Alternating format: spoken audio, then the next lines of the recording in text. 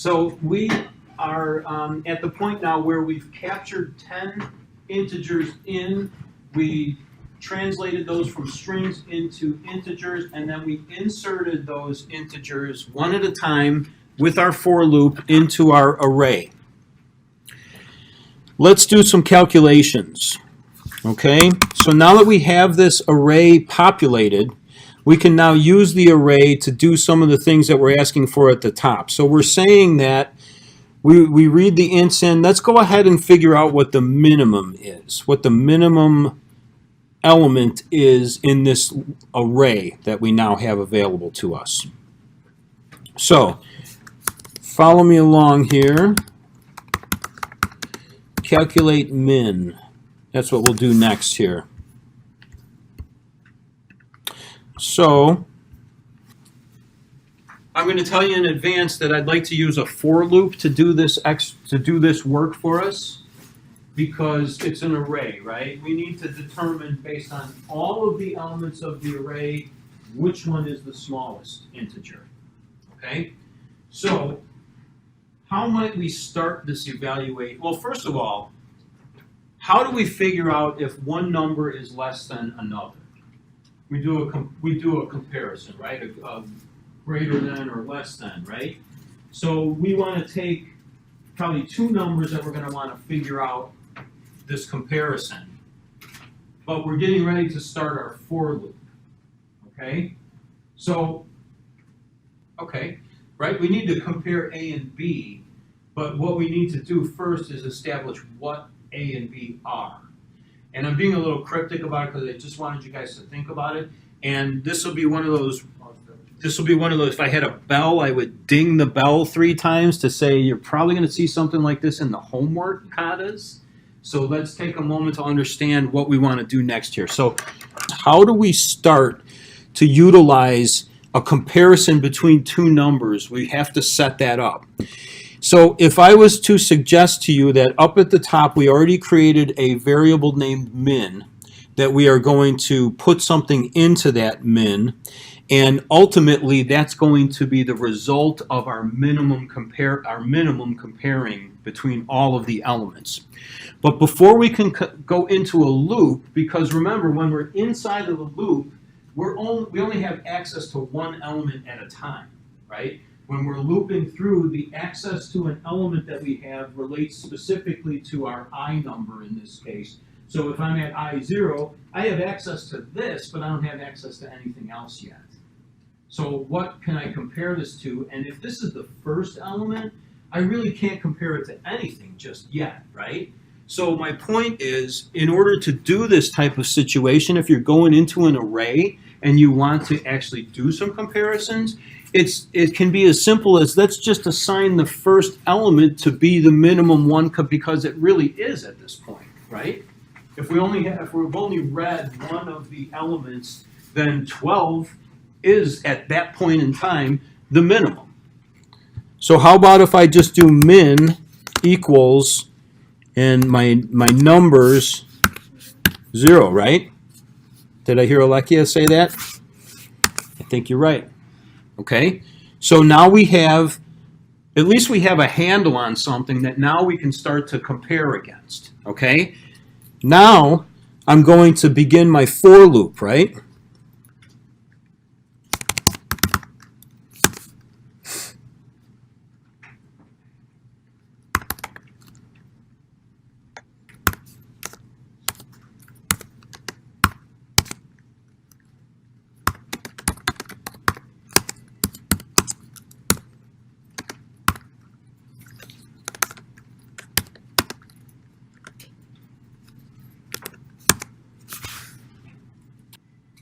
I've established what min is at this point.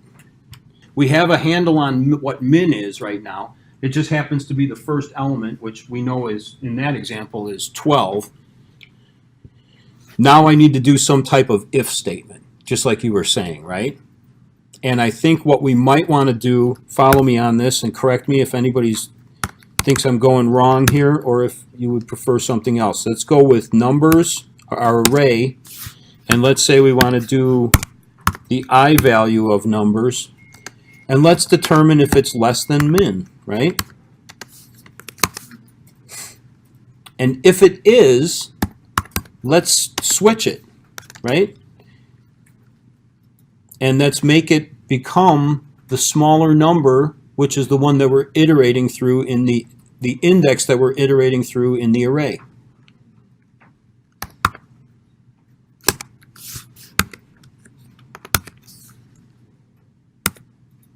Does that make sense? Okay, the next part of the equation here is to go ahead and what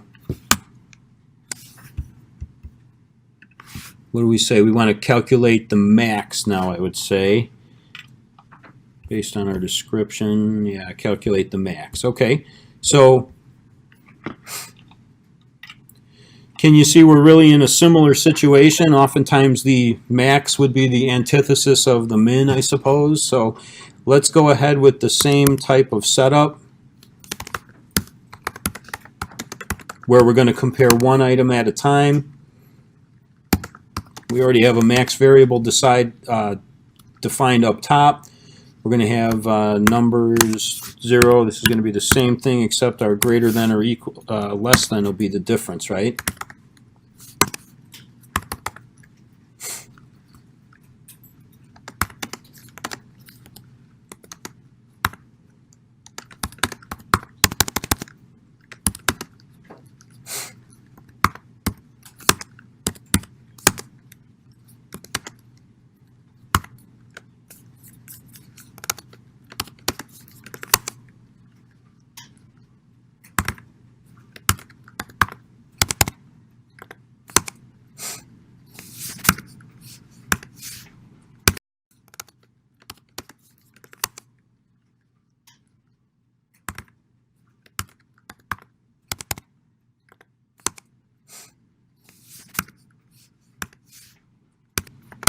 Okay, I'm just typing this one through because I think everyone will see that it's really the same, except inside of our comparison here we're checking for greater than rather than less than to give us our max number.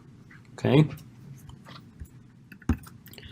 and let's continue forward with the next one here, which was to, okay, we want to get the average, right? So in order to get an average, I think we're all probably comfortable with the fact that we would want to sum all of the numbers and then divide by the amount of numbers that are there. So we have that information available to us, and we can actually do the summing in a for loop, right? Because we want to get every number and we want to add it together, so we might as well use our for loop and act upon the array. So let's go ahead and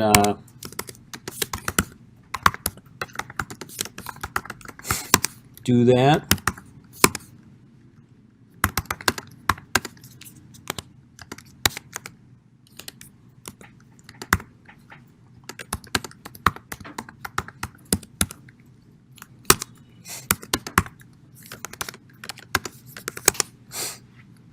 Okay, so let's think about this here for a second. What do we want to have our action as we're summing all of these? First of all, up at the top, we have an integer value set to be sum. So can I get us started by saying that will be our final outcome. So let's use that variable. Sum is going to equal something, right? The sum's, right, it's 0 now. So it starts out as 0. I heard someone say 0.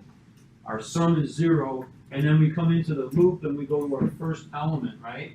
So we're going to want to take sum and add it to each element individually, one at a time, and it will be one at a time as we loop through the array.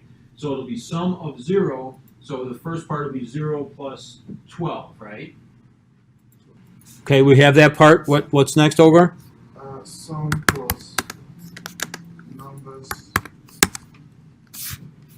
open square bracket, array I. I, right? Excellent. Okay, so we now have that. Okay? So one at a time we'll add the individual index that we're acting upon to sum, and at the end of the loop, we'll have looped through 10 elements and added each one to the sum each time we went through the loop. I think we may have seen this yesterday, but we can have, instead of the sum plus numbers on the right-hand side, the shorthand version of the summing and addition could be plus equals, and then numbers like this.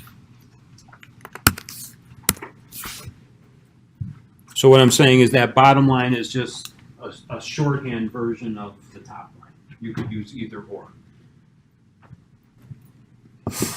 Okay, so when we finish looping through the array 10 times and doing all of those addition calculations, we're not finished yet, right? Because the purpose of this next section of code was to actually get the average, right? And we said that there's an average variable that we defined up top to be a double. So if I say average equals some type of calculation, right? And the average, how do we get an average of something? Right. Sum divided by the amount of numbers that are in the sum, if you will. So let's go ahead and do, we can do that, right? Now, oftentimes what we want to try to avoid is hard coding values. You'll hear that all the time in programs. Don't hard code it. Whatever you do, don't hard code it, because as soon as you do, this program now became, the average will always be 10 here. Now that may or may not apply for this particular program. Probably not. Anytime you start hard coding, I'm not saying you did anything wrong, because your answer is right. I'm just saying that looking forward as you develop, if you start typing something in and you put a value in there, I guess the biggest way I could think of it is your spider senses need to start tingling, right? Because you want to try to avoid hard coding things unless you absolutely need to. Because as soon as we hard code something, our program is not as dynamic as we might want it to be. So what if I do numbers.length, right? Does that make sense? So we've written a lot of code now at this point. We haven't printed anything out yet, but we will in a moment. I'm just going to run this to see what I get. Okay. So we are down here. Let's do, I'm going to go ahead and run through these here as quick as I can. I'll tell you what, let's just do this.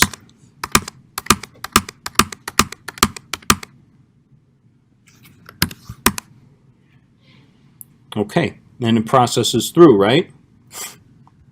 Now,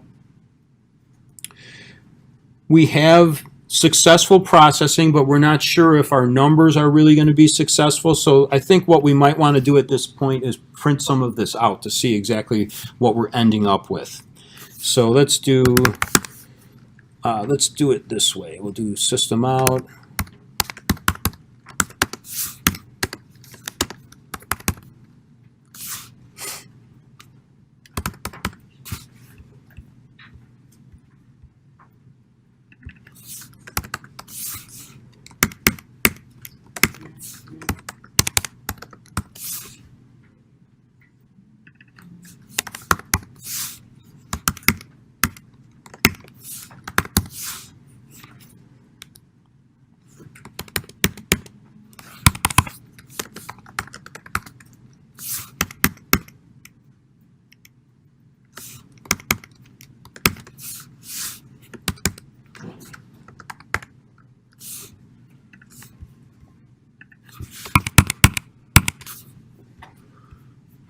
Okay, nothing special, right?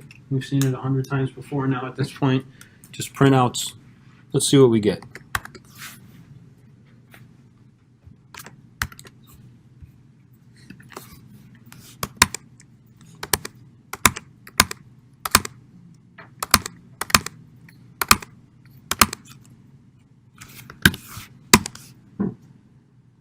Okay.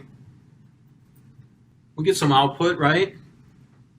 I could check on some calculations there. I entered 1 through 10. Makes sense that the minimum would be 1, the maximum would be 10, the sum 55 divided by 10, right? And it comes out as 5.0. Does that make sense? Right? If we have 55, it needs to be 5.5, right? Yeah. Seems that we have a logic problem, possibly. Got some kind of problem there, right? So let's go ahead and use the debugger to see if it can help us understand what the problem is that we have. Notice we didn't get an error, right? So if we had an error, that would be something that might trigger us to go look at this program. This is one of the worst possible situations that we can find ourselves in, because we have a problem with our program, but we don't have a problem with any errors coming back from the stack trace, right? So I could very easily write this up, do the whole thing, deliver it, push it out to production and say, yeah, we knocked that one out. Let's go on to the next story that we need to do for our agile methodology. And everyone would think it would be great until somebody calls in and says, I got my check and it's not the right amount of money, or whatever it might be. And then we have a situation where now we need to go dig into the logic. And this is why we have testing, right? This is why we write test cases to set up scenarios to catch these types of things. This is why we have IT testing teams, quality assurance testing, integration testing, because there are going to be logical situations that'll run fine in your program, but they will come back to haunt you unless you have a really good testing plan and a testing team. So we didn't do any testing on this one, so we're kind of in a bind here right now where we need to find out what the problem is. So to get a little practice here with the debugger, let me clear this right now, and let's try and see how this will work out with the debugging. I'm going to put 3 breakpoints in here, at least to get us started.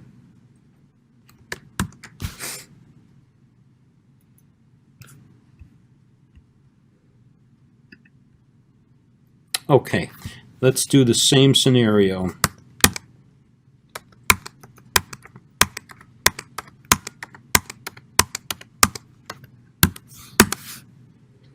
All right, so that brings us to here. So I put my breakpoint in the calculate average loop, okay? And if I could, I'm going to ask everyone to keep some focus here on the sum. And let's make sure that as I iterate through here that it makes sense to us.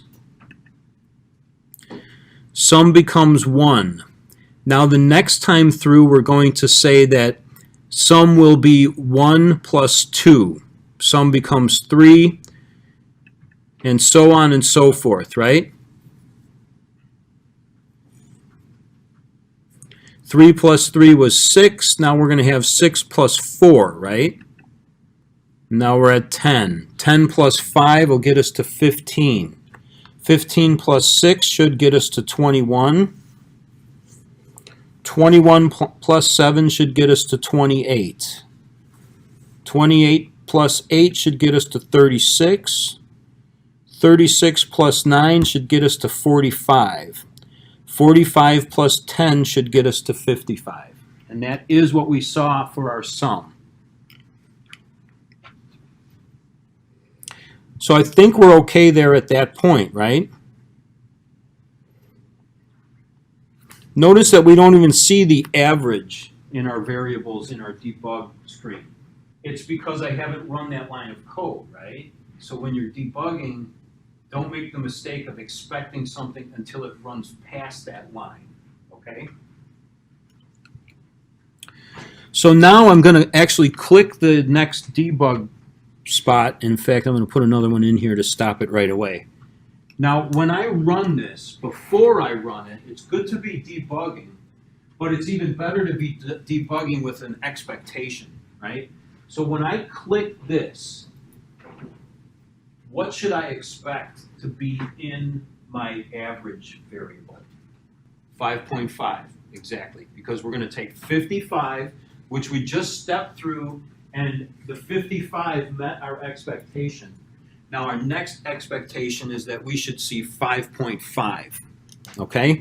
So I'm gonna click this now, and we're gonna jump past that, and so my average comes out as 5.5. So that didn't help me in the sense of getting to the resolution to the problem, but I now know something very important, right? At least based on my expectation, now I think I at least know where the problem is. We were good all the way down through getting the sum, and then the next thing that executed was the average calculation line of code. So now without knowing the resolution to my problem, I at least know where to place my focus. There's gotta be something wrong here with this average.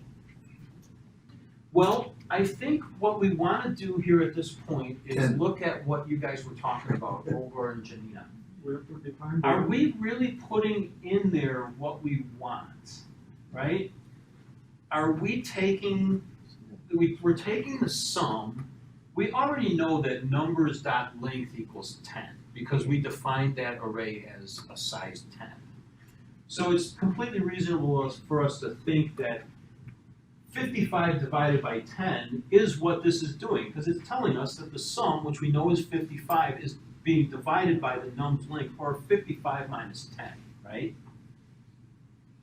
So in this situation, we are talking about putting an outcome of a calculation into a variable, but the problem is that average is a double, right? But we are actually ending up not putting in the double, and this is not intended to be a trick question. I wanted to go through this exercise more for the debugging, and I'm very glad that you all came up with really what will be the resolution right from the start, and that is, again, trying to put a square peg into a round hole, if you will. We need to be familiar with what's going on with the data types, and if I was to do something here, this is something called casting, and we are going to talk more about it in detail, but it's simply taking a situation where on the right side we have something coming back, and it may or may not be what we want, but on the left side we know that we want a double, so this is the way in Java, by using casting and putting the double in parens in front of our equation, that will force it to become a double. We'll talk more about it coming up soon.